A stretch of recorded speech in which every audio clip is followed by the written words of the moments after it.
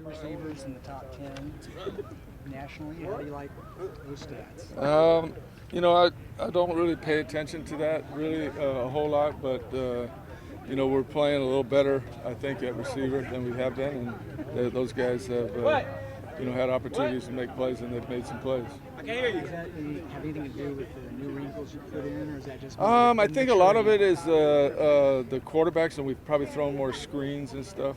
But they've made some plays down the field too. Jeremy has really went after a couple deep balls, and he had a chance on that one at the end of the first game to catch it, hit the ground, came out. But he's really worked hard. Offensive line, I see kind of shuffling. You need to do that. Yeah, you got to always have to have guys play different spots in case injuries happen, so that everybody can be ready to play anywhere. So we kind of move guys, try to keep them on the right side. If they're a left tackle, then he's a left guard, and a right tackle, right guard. But a couple times you have to switch tackles too. Is it hard to limit how much shuffling you do there, since offensive linemen need to have the comfort level, the chemistry, the timing with the guys next to them? No, we get enough reps together. Yeah. Coach, a couple of former players that you had or played their first week in the NFL this last week. Talk about success that the SMU has had in getting guys in the NFL the last couple of years and what that says about the program. Well, the kids have worked, really hard, and we do a good job. I mean, when my coaching staff, teaches, we kind of run pro systems, pass protection for the O-linemen. The receivers know how to speed cut and how to play and read coverage.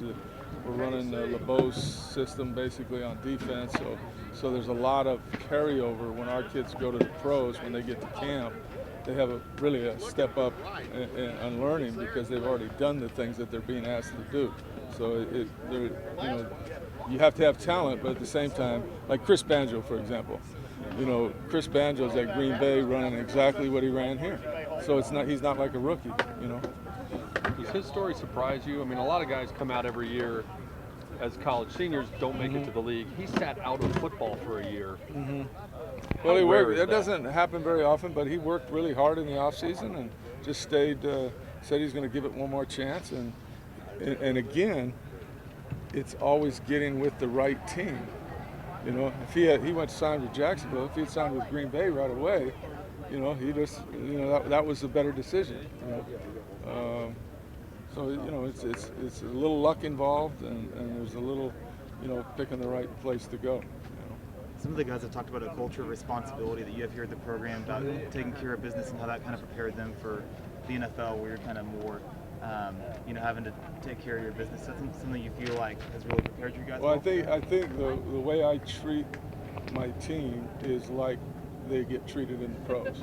A lot of times the way we do things, everything from the way we practice, the way we meet, the way I hold them accountable. I don't yell, holler, scream at them. Either they do it or they don't. And when they get to the pros, a lot of those kids have had their hand held all the way through, college, and people, telling them what to do and don't know how to grow up. And I do think it is a factor. I do think the way we do things helps them when they get there. Anything else, guys? That's good.